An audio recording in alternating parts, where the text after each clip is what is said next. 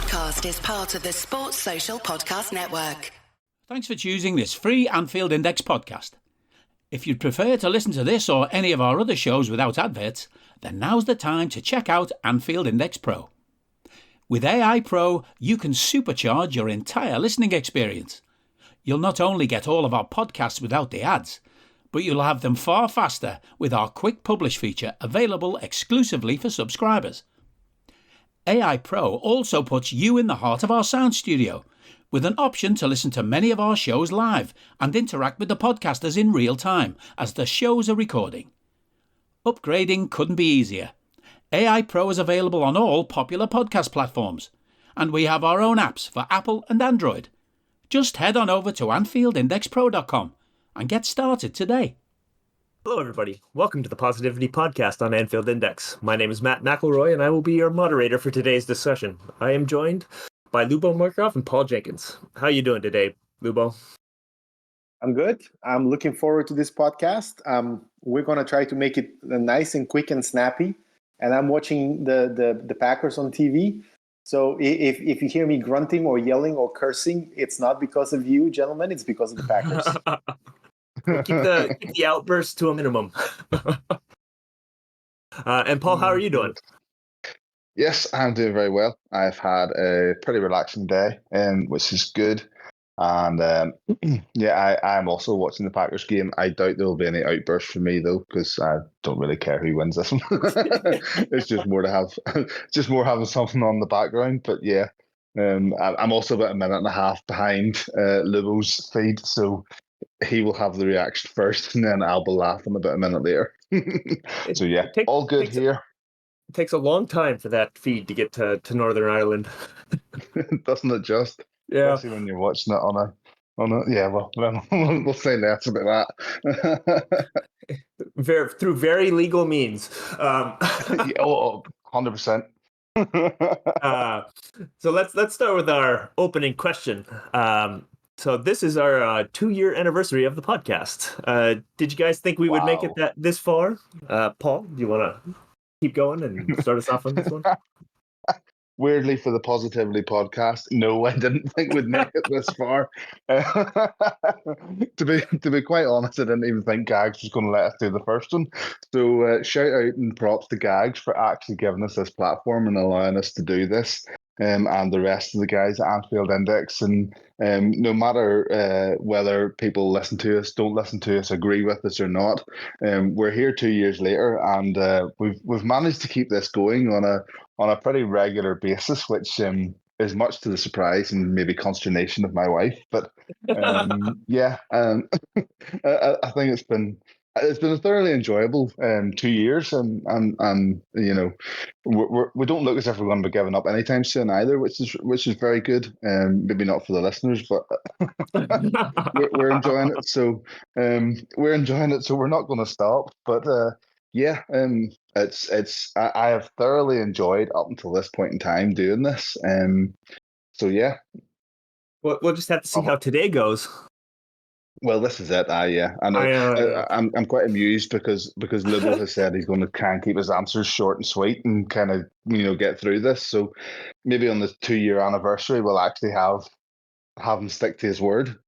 I don't know, but yeah, I mean, like you're saying, I'm still having fun doing the podcast, and it's really great to talk to you guys every month about what's going on with Liverpool and look at what. Look at how they're doing, and so I'm planning to keep it going. So Lubo, did you think we would make it this far? I was hoping that we'd keep it going. I didn't know how long that would last, and I think we've, as you gentlemen mentioned, we've managed to turn out about one podcast a month. I think that's been our frequency, and I think monthly is about the right time to look at a long enough number of games and events happening and reflect and think. Sometimes game by game podcasts tend to be very emotional or raw. Shout out to the Raw podcast, right? And I think if you take out about a month's worth of games and developments, you can be a bit sort of a more even keel, if you will. But to imagine 2 years, I didn't expect it. I think the other thing is I think there's something symbolic to look back at the 2 years, because when we started it was end of January. And I think we had just made it into the final of the League Cup. We were still in the FA Cup. We were in all 4 competitions at the time. This was that 21-22 season. And I don't think anyone expected us to have a run at the quadruple at that time. And we came very close to a quadruple. Then we had this really poor season. And now we're back on the upswing. And it almost feels like we're back to where we started, where we are in, playing quite well, and we're in all 4 competitions, and we have some reasons to be positive, and maybe we'll have a chance at another quadruple, and maybe this time we'll actually win it. Yeah. The other thing that happened that first podcast was signing Luis Diaz. Unfortunately, Liverpool have not delivered us another new signing to talk about here on the 2-year anniversary. So get on that. There's another 20 days to go or so. Yeah, right. Or 2 weeks. 2 weeks. Another infamous Lubo moment where it's not happening. those South American Twitter accounts are just looking for engagement. He's definitely not signing for us. And then when he wakes up, we've signed him. Well, that was funny because it was exactly Thursday night, and obviously here, me being in the US, it's quite late in the Anfield Index Discord. And I had just caught up on the chat on Luis Diaz, and I had infamously said, I don't see it happening. This is just nonsense. This is just the agents trying to drive up the price for Spurs. It's just nonsense. I don't see it. And then I come up the next morning, and Discord has blown up. My notifications have blown up. Everybody just making fun of me. But it's all fun. It's all good. All good. Now, let's take a look at what's happened in the last month. So Liverpool started the Premier League fixture list, or the festive fixture list, with a draw against Arsenal, and then followed that up with wins against Burnley and Newcastle. In the domestic cups, Liverpool knocked out West Ham in the League Cup quarterfinals, and then defeated Fulham 2-1 in the first leg of the semi-final. Liverpool also defeated Arsenal to advance to the 4th round of the FA Cup. So in that stretch of games, were there any individual performances that had you guys particularly excited? Lubo, you want to start us off on that one? From the more experienced players, you obviously, I would say Trent has really stepped up the last few weeks. I mean, obviously the attack has been up and down, and some attackers have done better than others for reasons. I think Darwin deserves a special shout. I think Diogo coming back from his injury has really contributed positively. But I definitely think Trent has been the contributor and honestly the leader of this team. You could see how he's stepped up, not just in terms of performances, but also his leadership on the team. And I think he's really stepping into that role as a vice captain, but honestly just another leader next to Virgil and some of the other experienced players on the team. So I would say his performance has been tremendous. And of some of the new players that I didn't expect that we would see him make a start, but makes sense that he did with Trent's injury, is Conor Bradley. And he only got a cameo in the 2 cups against Arsenal in the FA Cup and then against Fulham. But I have to say I was really, really impressed with what I saw. In fact, I think he did better than I expected, especially on the defensive side. Not so much on the attacking side, and he had a couple of really good passes and created a big chance for Darwin against Fulham. But defensively, I thought he did really, really well, and so it's actually very, very exciting to have him. And he definitely, I think, made a strong case for more playing time even when Trent is back. Yeah, it does seem like Bradley could be your cup right back, at least to the end of the season, and maybe even beyond that. And maybe that does help relieve some of the pressure that you have Joe Gomez under. And I think, like you're saying, is Trent very much is being what we would call in the US that franchise player, that guy you build your team around. And so that's been like very good to see over the last few weeks. The other one that I've had a lot of fun watching is Curtis Jones and how he sort of reemerged and been reintegrated into the team. Just for a month there, it was like, or a month or two there, it was like, where is he? You know, like it didn't seem like he was injured, but in a lot of the big games, he wasn't starting. But now it seems like he is going to be more of that like every game starter in the Premier League and in the bigger games. So that's good, and his performances have been quite solid in like knitting everything together and making sure that, you know, Liverpool are, you know, there on the attack and scored some good goals. Paul, your thoughts? It's yeah, it's funny you should mention Curtis there, because I was just looking through the kind of the goal scorers that we've had since that West Ham game, and him and actually Cody Gakpo popped up quite a lot across those games for having scored goals and contributed into the game. So I would definitely say that Curtis. It's funny because I think we had this conversation and you raised it a couple of times, Matt, just in kind of like our own chats around where is he and what's he done and who's he annoyed and why is he not in the team or in the squad for games and he's not starting, and you know there must be some reason behind this, and Gravenberch starting ahead of him. But I think, you know, whether it was just Klopp and the coaching team were kind of taking their time with him to make sure that he was 100% in the right place to be playing matches and getting starts, but he's definitely, you know, he's kind of proven that he is quite a key player. I think we all said he started the season really well, and then you know, the last couple of games now he's again shown why he's kind of integral to what we're doing. So Curtis Jones definitely, and obviously Connor Bradley. I think, and we'll maybe touch about Connor Bradley later, so I'm not really going to talk too much about him now. I think Diogo Jota as well has kind of been, you know, coming back from injury and getting himself involved, has been very, very timely, shall we say, across these games, and just his involvement in the team. I think, I don't know what you guys think, but I generally think that we play better when Diogo Jota's in the team. And Yeah, absolutely.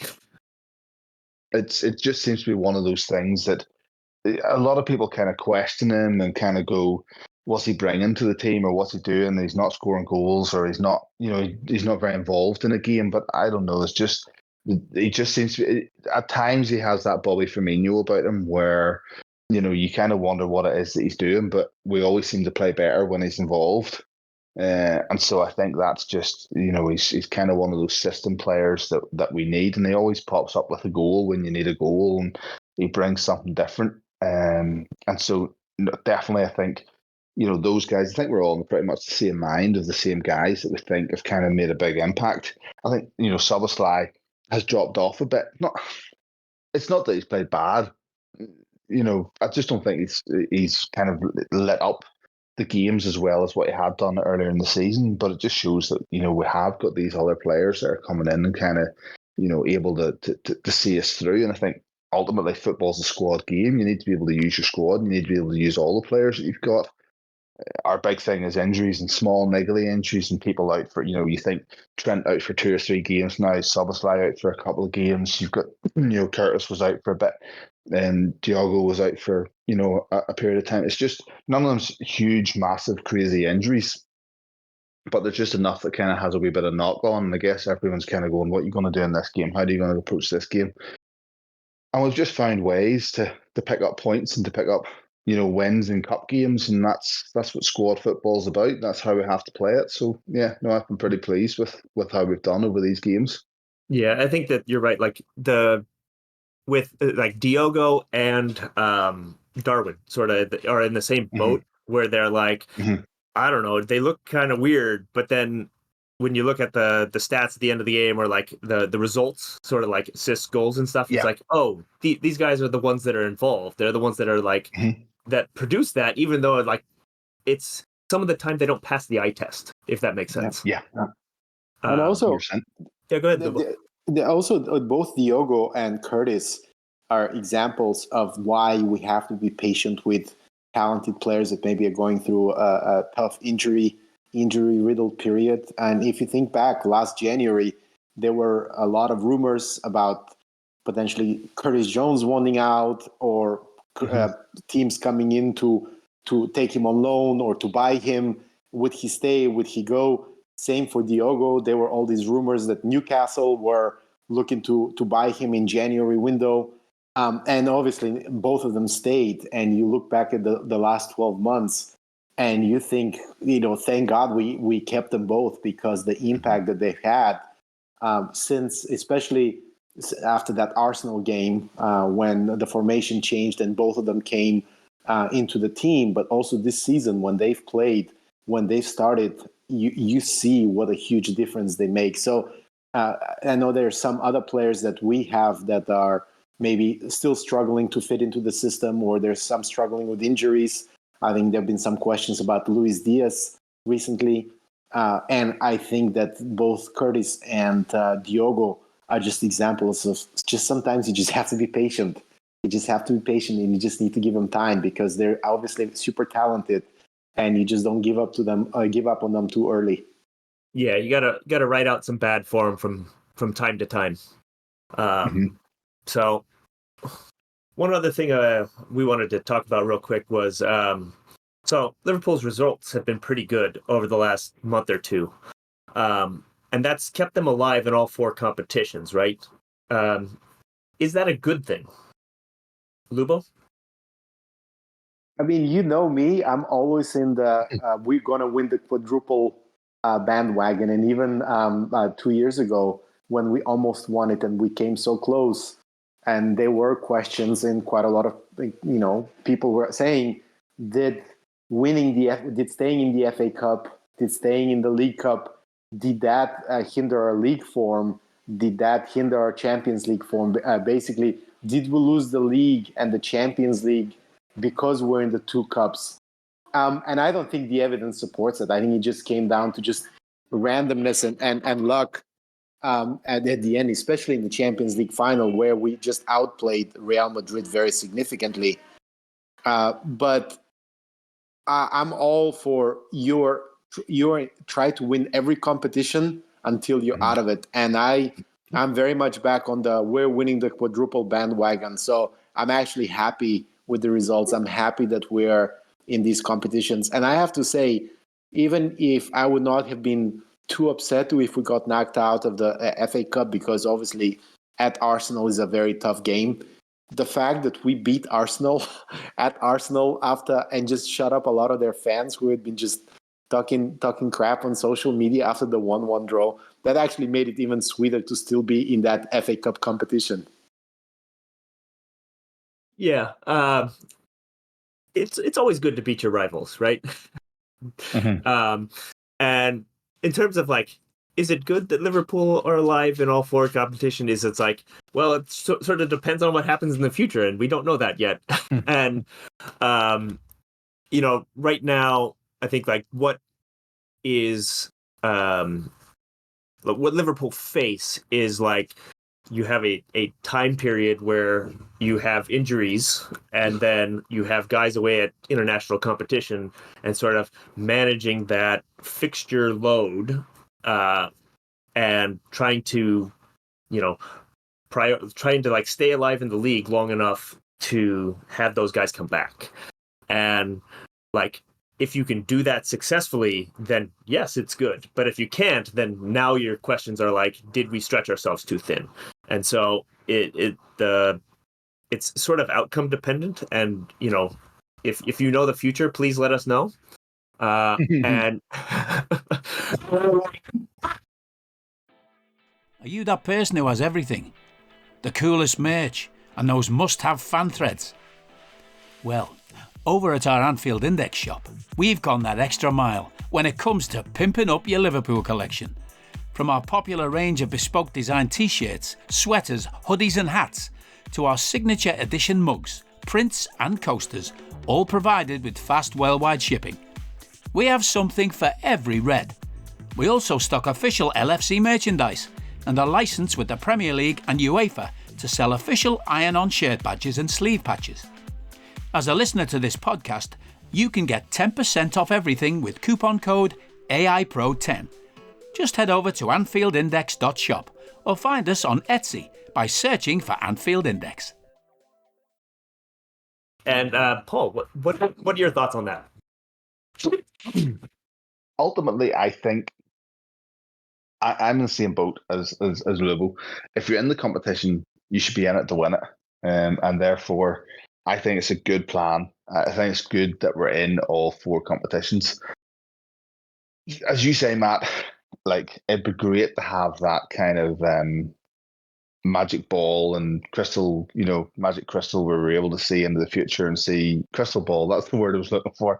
The crystal ball to see into the future and kind of go, yeah, like it was great that we stayed in that. We won the League Cup and we won the FA Cup and we went on a good league run and, we won the Europa League, whatever. But, we can't say that sitting here in January.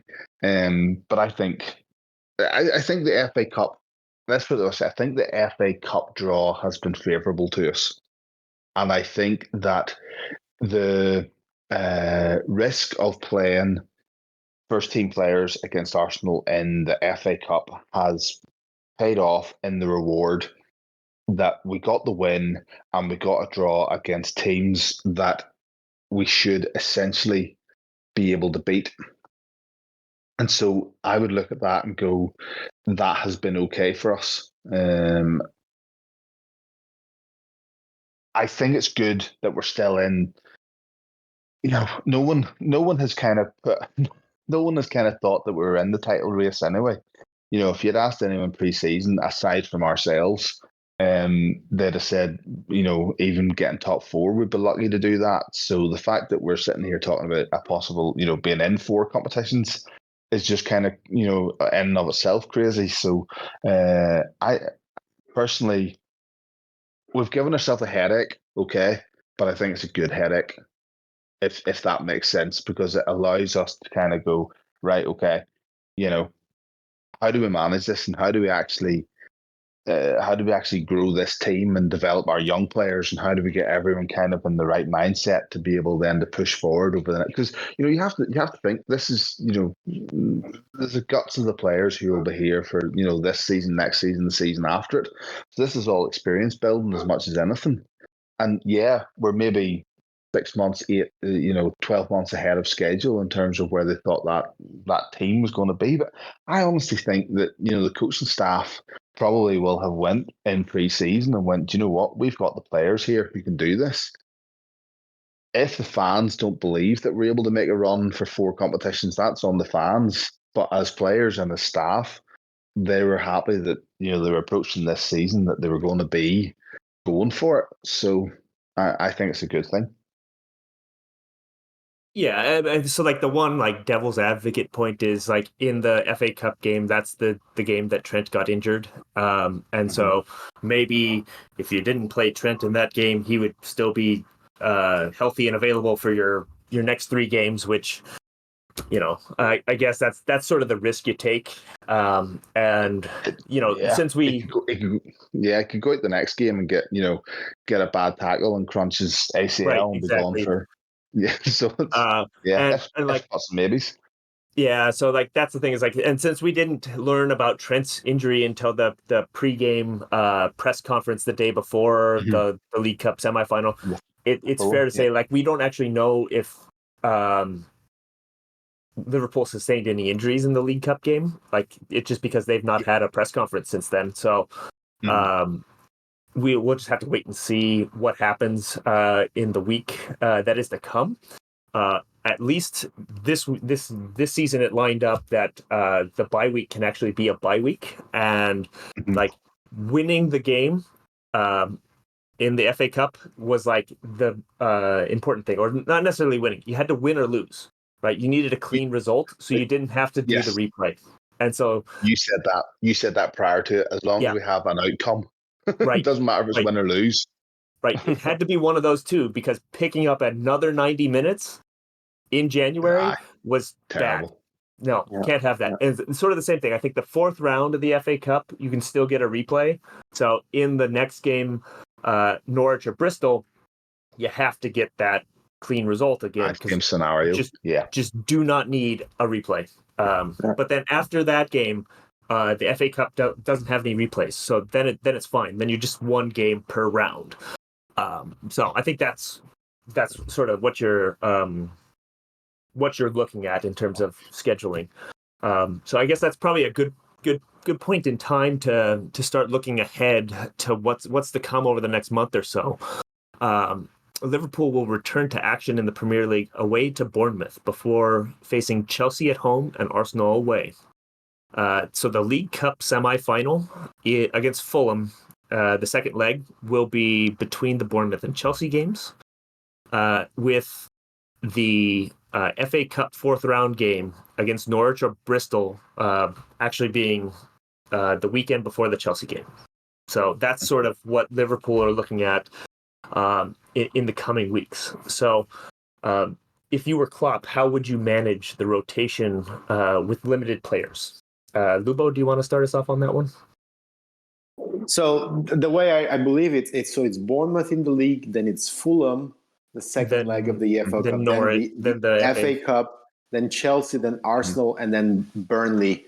And I think that more or less takes us, that's about the period where if Mo and Wataru, if their teams make it to the finals or the the finals or the third place games, they would be out. So you're looking at about two cup games and 4 league games to basically navigate without those 2 players. And there's obviously some injuries. And I think it's the way it works out is not that bad because you're starting at Bournemouth. And granted, Bournemouth have had a recent form and they've been a bit tough. But having Bournemouth first rather than, let's say, Chelsea or Arsenal first coming from a break, I think it's actually nice. I think Klopp is obviously going to start his best available. Then you have the semi-final, and he'll go pretty strong. But then you have the FA Cup game where you could rotate a bit. And hopefully by that time, you'll have gotten rhythm back into the players, into the first team players for the Chelsea game, for the Arsenal games.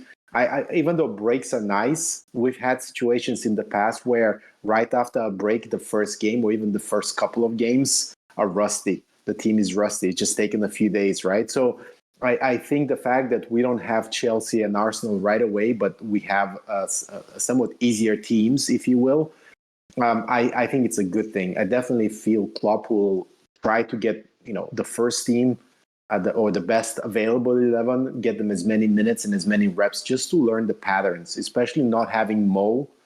I think that is the bigger challenge than not having Wataru, because so much of how we build and so much of how we even defend from the front is dependent on Mo being there. And we've seen he's tried Harvey a couple of times. He's tried Luis Diaz. I think he's experimenting a little bit. And I think that those 3 games, Bournemouth, Fulham, and then the FA Cup, will be opportunities for Klopp to just try out a few things. And hopefully that allows us to be very fluent against Chelsea and Arsenal and then Burnley.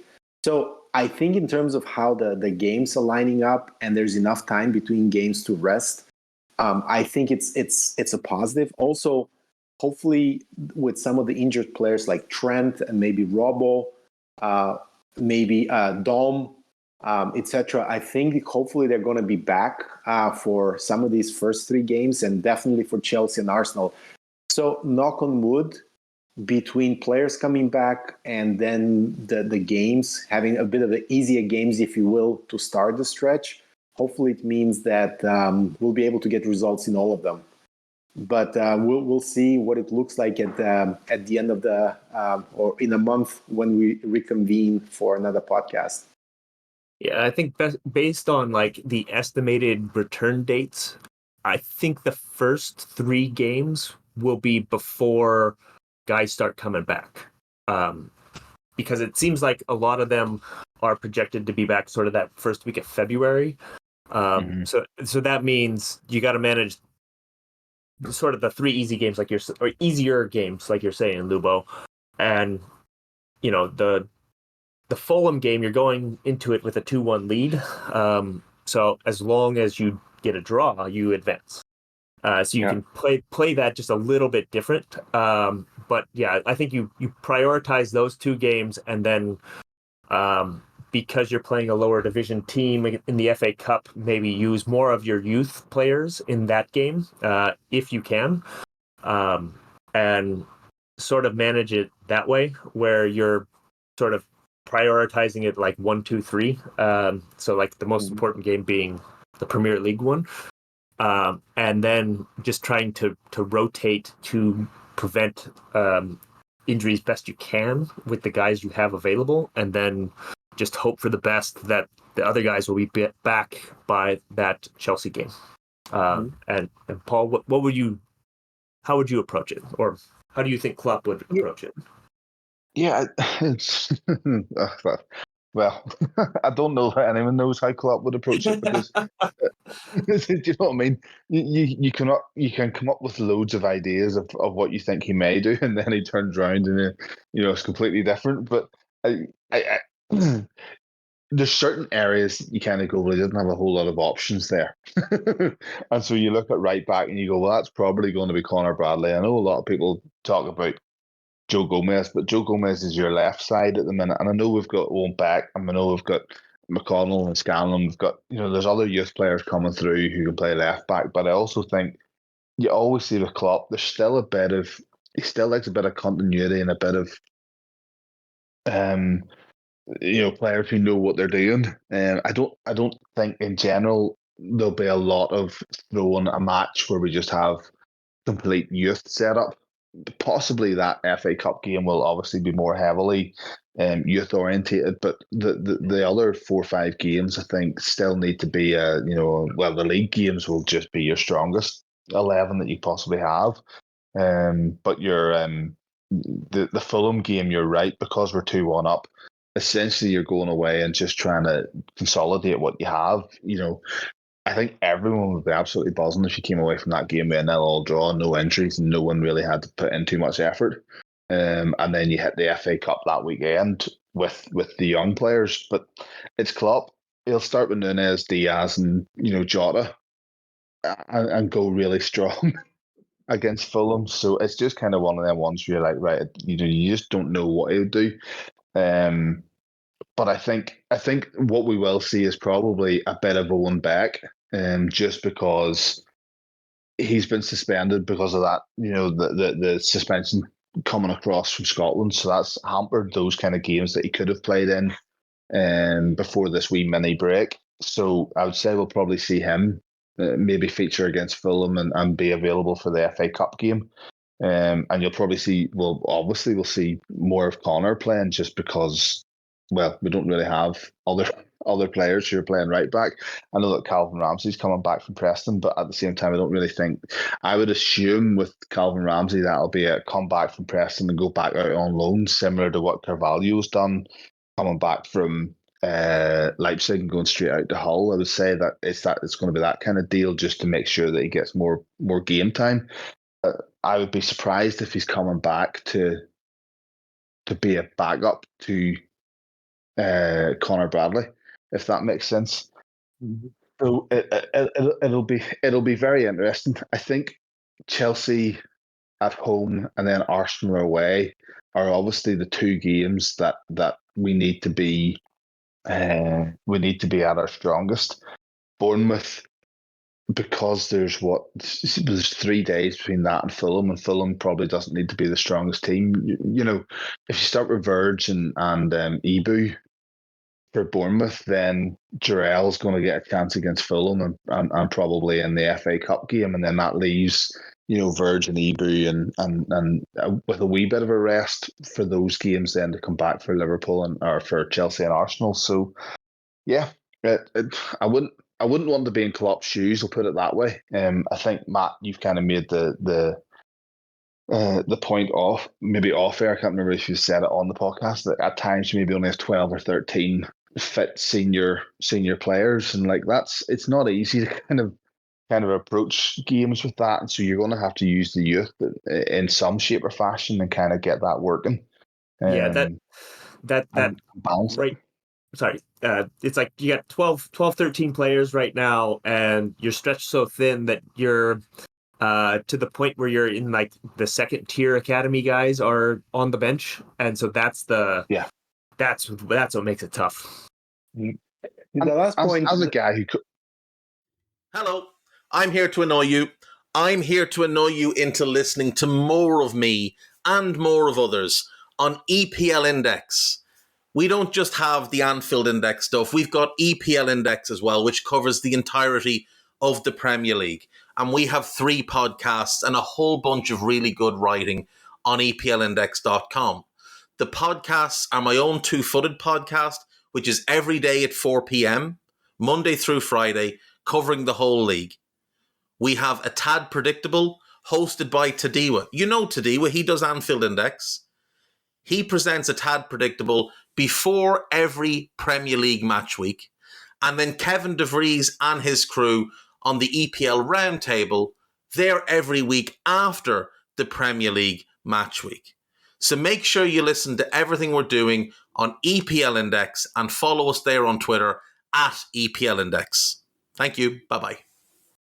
I was going to say, as a guy who coaches kind of like youth football and kind of is around youth football a lot, I think it's great that those kind of second tier youth guys are around the first team and are involved in that kind of setup and seeing that kind of, that kind of training and the level that they need to be at to be Premier League footballers, or even to be not all of them will make it as Premier League footballers. They will be around and maybe go on to Championship football and all the rest of it. So I think from that point of view, it's really good for their development. But it's also kind of one of those scenarios where actually we're pushing so many fronts. You kind of didn't want them. It's really hard to kind of then be relying on them as your bench and kind of going, right, okay, what do I do here for, if we need to make substitutions and these are the only guys we've got available. There's a lot of pressure and you have to kind of balance the expectation of what that is as well. So that's just kind of like a wee side point that just kind of dropped into my head there. It's nice for them to gain that experience and get that chance to be around first team and in the training and be part of the squad. And then be able to take that back to under 21s, but it's still kind of scary at the same time that that's where we're at. Yeah, it's good for them personally, and then maybe not as great for Liverpool as the first team when you're looking at that from that perspective. So, Lubo, what were you going to say there? I was just going to say that the 2 cup games, so Fulham and especially Norwich, are also great games to bring in some of the injured players if they're ready and they need 30 minutes as subs in somewhat low pressure game. So obviously we'll see when Trent will come back. I mean, he hasn't been out for too long, so you're not so worried about him. Same with Szoboszlai, who doesn't sound like he's that serious, and maybe he will be back. He may be even back for Bournemouth if we believe certain Hungarian journalists. Maybe on the bench. But guys like Costas, Robo, I mean, dare I say Thiago? If those are some of I know. I heard he exists, but he's a new signing, Matt. It's a new signing. So, but those are also the types of players that if they've come back to team training and you're looking for a bit of a lower pressure game, to bring them in for 30 minutes and just give them sort of the experience, the feeling of being back. Having those 2 games is actually very, very good because hopefully we would be winning both of them, or at least we would not be under tremendous pressure like you would be with Chelsea and Arsenal. And you could give them 30 minutes. I think someone like Robo, someone like Costas, someone like Trent, who, if he's back by then, just even to give them 30 minutes against in a cup game before Chelsea, I think would be a huge benefit to the team. Yeah, so I think that what we've talked about here for the last few minutes is that Liverpool are currently just a little thin in terms of their availability, right? So do you guys think that Liverpool have enough players? Lubo, do you want to start on that one? Well, if the injured players come back by the end of January, so especially guys like Szoboszlai, Trent, Robo, even Costas, I'll say Thiago again. He's a player. I've been told he's a Liverpool player. And then also if Mo and Wataru come back from their tournaments without any injuries, and they obviously will have played quite a bit, so you never know how much they will have in the tank. But if we can get the injured players by the end of January early February, and Mo and Wataru come in, and then let's see what we see of Bradley. If Bradley shows that this was not a flash in the pans, flash in the pan, that this is appearance and you can be relied on. And let's see if even Owen Beck gets a little cameo and shows that he can contribute. Then you definitely have the numbers. I guess the question is, do you have the quality? I think so. But I would say if these things happen, we could be looking and we could be talking on the next podcast in a month and saying, absolutely, they're the numbers. They're definitely the numbers. It's just that can they all come back healthy and ready to contribute? And that's a big question mark.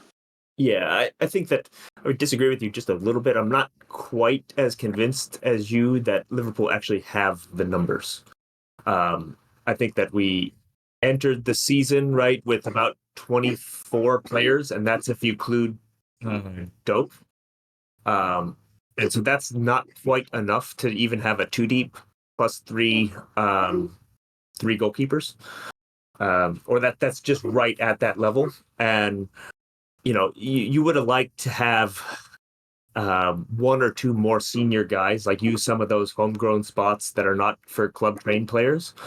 But you could get by without that. Like if we're comparing to 2 years ago, your 6th and 7th attackers were Divock Origi and Takumi Minamino, and like your 6th and 7th midfielders were like James Milner and Ox. And so like that's when you are able to put those guys into these the domestic competitions, the domestic cup. Sorry, it's kind of like you have like a JV team and a varsity team, and so like your JV team can go win you the like smaller competitions, and your varsity team goes wins you the bigger ones, and it's just not quite enough numbers to make that happen this year. So I mean, in an ideal situation, you'd maybe have like one or two more guys. So I don't know if Liverpool now go out into the market and kind of do that. Part of the problem is Matip is lost for the season from injury, and then we just have Thiago, who we don't know, right, if he's going to be back or what he is going to be when he is back. And so that's where it's like, okay, we're maybe just a little thin. I mean, the Matip injury is a big blow, right? Because I think if you had him available as a center back, then you feel a lot better about your defensive line, about the depth there. I think the other point is that you have both of your left backs injured, and you don't know exactly when they'll be coming back and how well they'll play. So that is a big question mark, right? So those absolutely, and I would say on the attacking line, not just because Mo is out now for a period of time. I think you would have hoped that one of Doak or Gordon would be able to step up and get more minutes in the cups, where you could see, okay, you kind of have a sixth attacker in the academy who can give you a bit of depth and can give you a bit of minutes. And that hasn't really happened. I mean, they played a little bit in the Europa League, but they haven't really impressed. And now Doak is injured, and I think Gordon will take a long time. And even though we have 5 attackers, I would have liked to have a sixth. So the question is, do we have the numbers? I mean, we are probably right at the edge, and you're going to have to rely on academy players to make up the numbers. But also, we're also going to be counting on players to come back from injuries and not get injured again. And that is a challenge.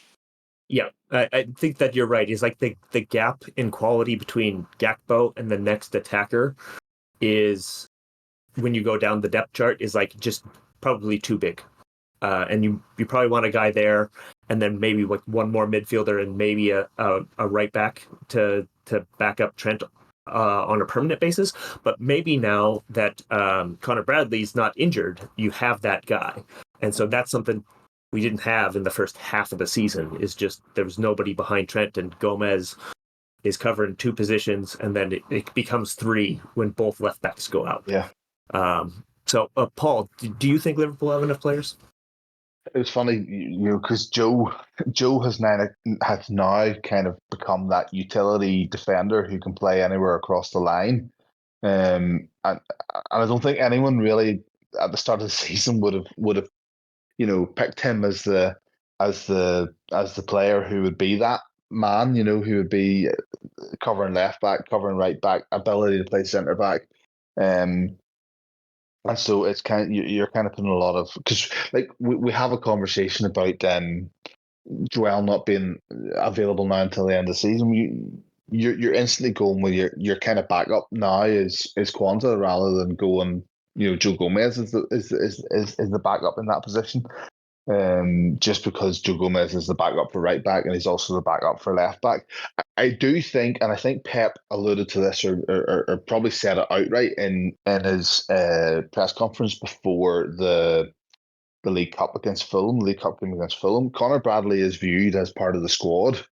It's not that they've had to draft him in because of the injuries. It's that he definitely was viewed at the start of the season as going to be the right back understudy to Trent. And I think I'd probably said that pre-season that I didn't believe that Connor Bradley was just there to make up numbers and not really be doing anything all season. I did view him as, he was going to be the player. We weren't going to go out and buy a right back because Connor Bradley was going to be the player that would step up. Unfortunately, he got injured, and it's been a wee while, for him to be able to come back in. But from that aspect, I do think that we're probably in the same boat, right? Where we were when Nathaniel Klein got injured, and this young academy upstart called Trent Alexander-Arnold, played that game and broke onto the scene, and everyone was like, "Wow, who's this guy? He's done well," and just had the run of games and cemented himself in that position. And Klein didn't get a look in after that. I'm not saying that Bradley's going to be doing that and knocking Trent out of the team, because Trent is that player that you build the team around. But what I am saying is that there's probably players that we haven't seen or that we don't really know, even the likes of Owen Beck, who I think we probably would have preferred that he had just stayed up in Scotland until the end of the season. But because things have happened the way they've happened, we've needed to call him back. But ultimately, the half a season that he's had in Scotland has given him that grounding and has allowed us to look and go, actually, do you know what? We've got a player here. We've got someone who we probably could try and keep around as the understudy should one of Costas or Robbo get back.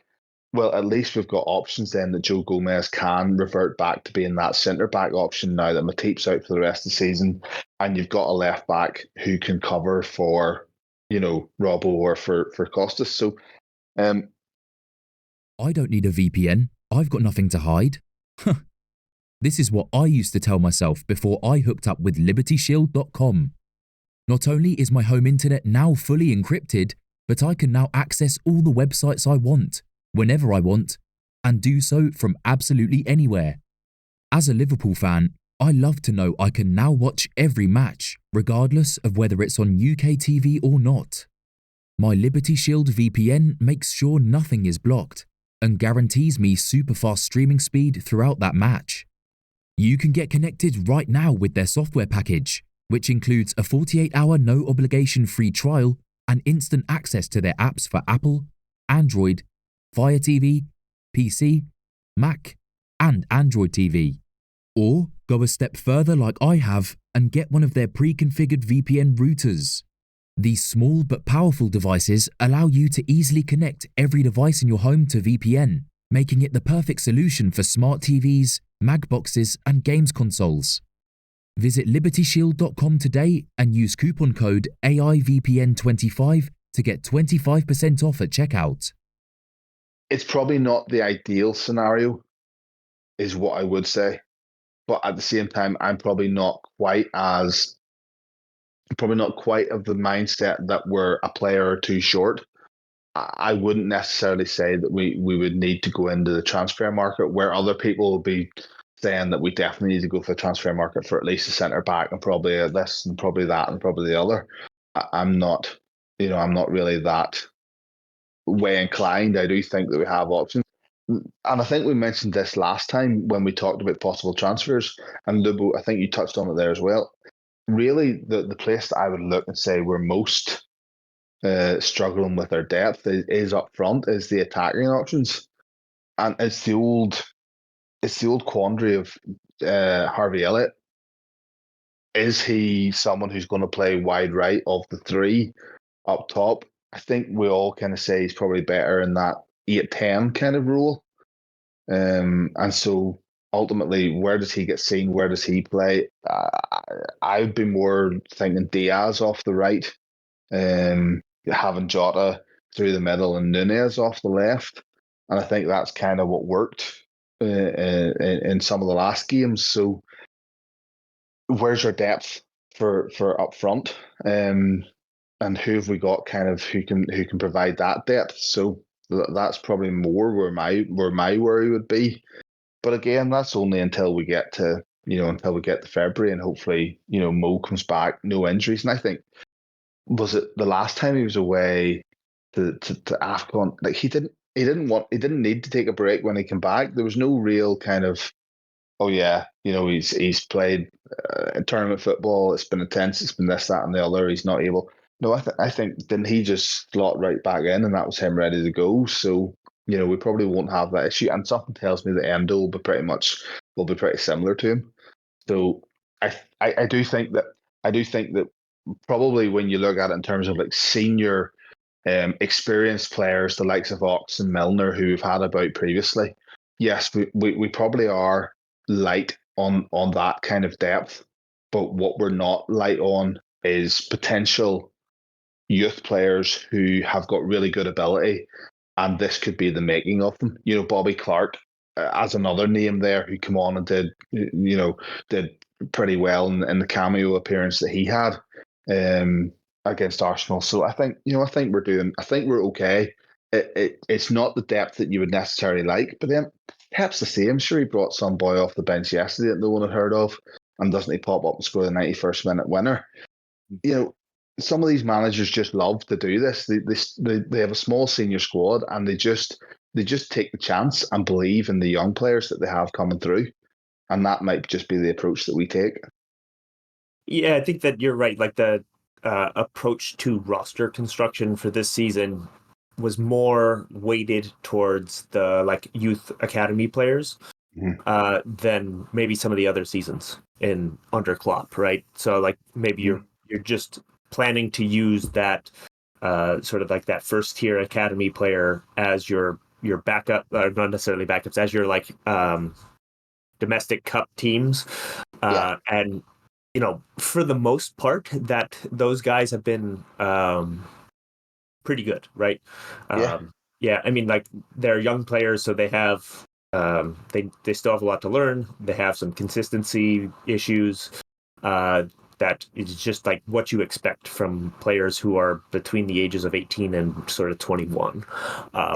But it's been okay thus far, and this is where it's like, do Liverpool need to go into the market? And I think that you were right, that if from this position we're on today in the middle of January, is the question you're trying to answer is, do we need to go get another attacker? Because I think that by the time you get to February, your two left backs are back in. You have Connor Bradley as your backup right back, and now you have 4 center backs. So you're sort of covered along the back line. Yep. You're going to potentially get Thiago and Bajcetic sometime this spring to go along with Endo and Dom coming back in. So you're probably got enough guys and enough talent in midfield. The question is, do you have enough in attack, right? It's Diaz has had some poor form. Gakpo's been hit or miss. And then Jota's been injured. Darwin is sometimes flirting with injury as well.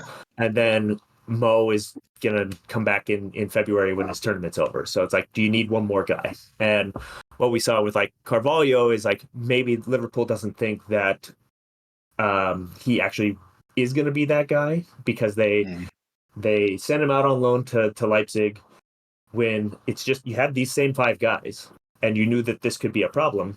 And so then come to January, you don't put him in the team at all. You send him back on loan, because if you put him in the team, then you sort of foreclose that opportunity to get him another loan. So maybe there is a younger player that they think could fit in sort of like in the mold of Carvalho, and maybe they'll try to put that in play. But we'll just have to see. Lubo, do you have any additional thoughts on this?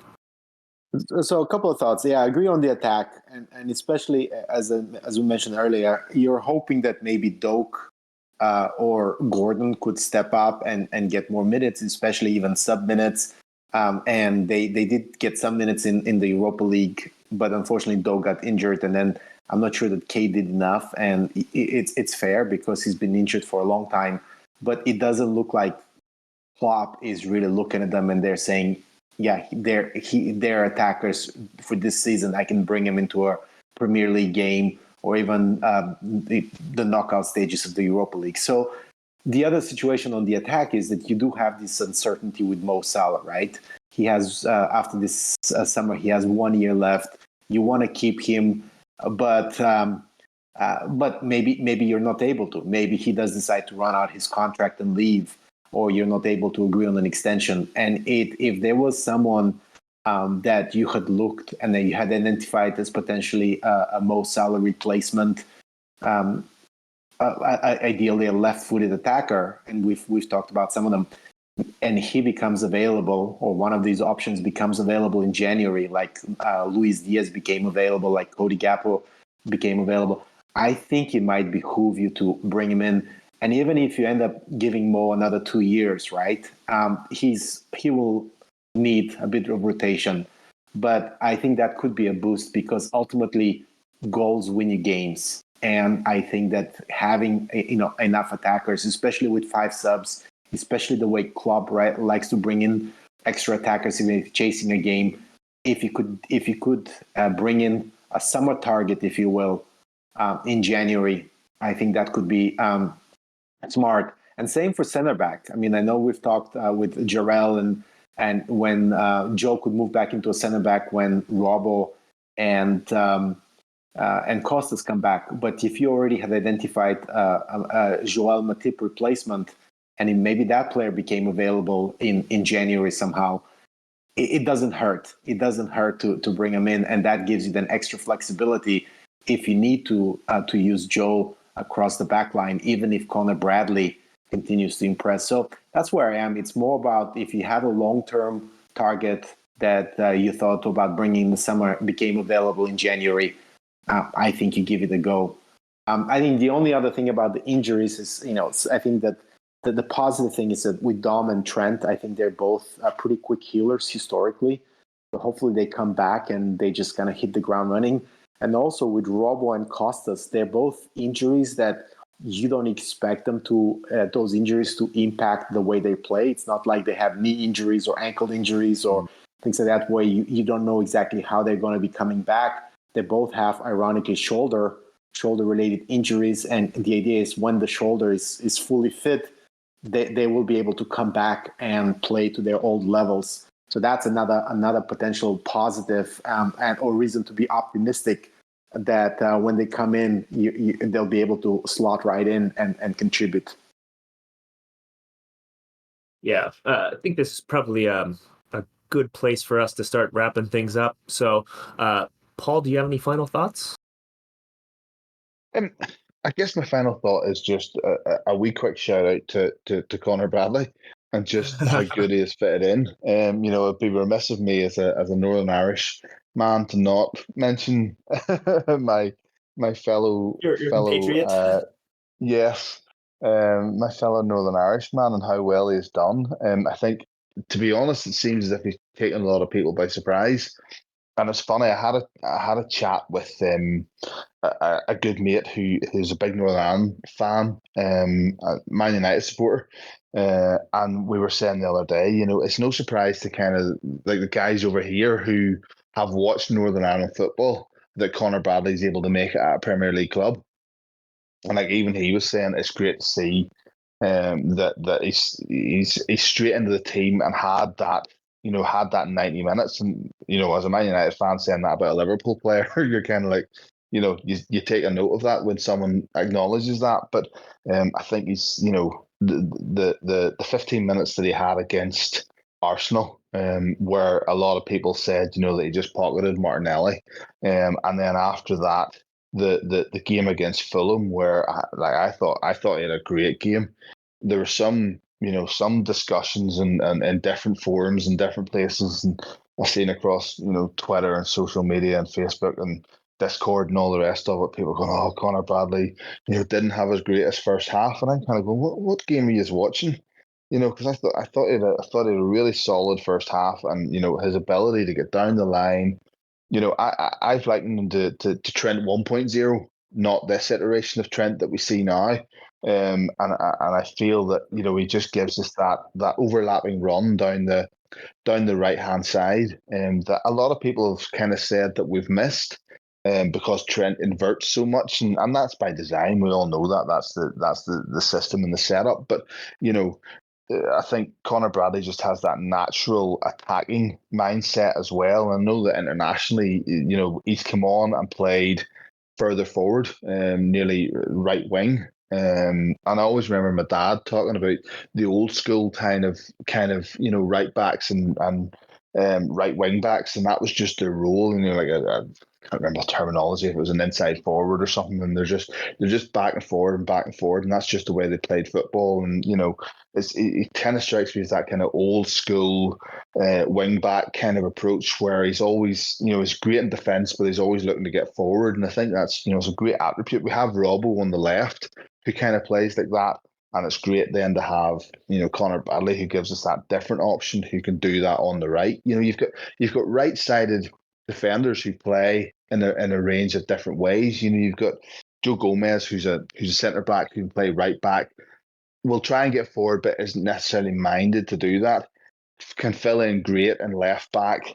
Good centre back. You've got Trent, who can do the bombing down the outside, but Trent's a quarterback. He's a set up play. He's a playmaker. He's play from the midfield and get everything going, and that's he's great at that. And you've got Connor, who gives you that different option where he's always looking to overlap, get down the side, plays on the touchline, gets the ball forward. So I would kind of look at that and go, we've got great variety with the kind of players that we're going through, that we've got coming through. And it's not just a case of you've got carbon copies and you've got drop in and drop out kind of players, but you've got this idea where we can mix it up and we can change it and we can be completely fluid in the approach that we take. So, yeah, just a couple of minutes praise of Connor Bradley there. That's really all I wanted to finish with and kind of get thrown in somewhere to the conversation. So yeah, big up the Northern Irish men. That's what I say. Yeah, absolutely. And then Lubo, do you have any final thoughts? I mean, I think I want to echo about Bradley. I think definitely Jarell Kwanzaa was another academy product that was really not very heralded. And I think a lot of people just discounted the fact that he'd only played, I think, 16, 17 games at Bristol, which is League One. But I think that definitely the coaches knew the talent was there, and you could have seen it when you watched him for the England, the England youth setup. When you watch him for the under-21s, you could see that there was talent there, right? And same, you knew the talent there was with Bradley, and maybe just a lot of people didn't follow Bolton last year, and he played over 40 games for Bolton. He was their young player of the year. He was the player of the year. I mean, to be a 19-year-old and to be the best player of that team, there was clearly talent there, right? But just, I would say a lot of people were just sleeping on him. And I would say that I'm actually very curious to see if Owen Beck gets a chance, because a couple of years ago in the academy, Beck and Bradley, they were just thought of so highly. And then Beck had a couple of just poor loans last year, and you never know what was the reason for that. There could be a lot of things that are just outside your control. And now I know how much you can judge from highlights in games in Scotland, but there was on YouTube, there's about a 10-minute video of his highlights this year in Scotland, and he looks really, really promising. Obviously, it's a step up from there to the Premier League or to the Cup games, But I would love to also see if he gets an opportunity this month to even just have a cameo, even have a game to really show what he has. Because I think if you can get in one season, Kwanzaa, Bradley, and Beck all to say we're good enough to play now, to be part of the squad and to be able to play at least the cup games, to come in as subs and hold their own. That is such a huge boost for Liverpool in general, but also such a huge boost for the academy as well, because now you're not just saying, well, we have Trent and we have Curtis, which is kind of what we've been saying for the last 5 years. Now, if you can start bringing in some of these other players and making them part of the squad, and maybe even part of the first team eventually, I think that is then it's a great story for the academy, and it's also great for I would say for the future of this team. Yep. Yeah, I think that's probably a good place for us to come to a close. First off, I apologize. I apologize if there's been more background noise on my end than usual. I am dog sitting this weekend and my wife is away. So we will talk to you again next month, hopefully about 5 or 6 more victories. Until then, up the Reds. Up the Reds. The Reds. Bye-bye. Good night. We hope you enjoyed listening to this Anfield Index show. Please be sure to subscribe to our channel so future podcasts find their way to your device automatically. There's nothing quite like fan engagement, and we'd love to know what you think of anything discussed on this show. The best way to get in touch is over on our free Discord community, where both podcasters and listeners debate the hottest LFC topics 24/7. Sign up free now at AnfieldIndex.com/Discord. You won't regret it. You can also follow us on Twitter at Anfield Index and find us on Facebook by searching for Anfield Index. Oh, and before you go, we'd love it if you could leave us a 5-star review on your favourite podcast app. It only takes a couple of seconds, and it means the world to the people who create these free shows. Sports Social Podcast Network.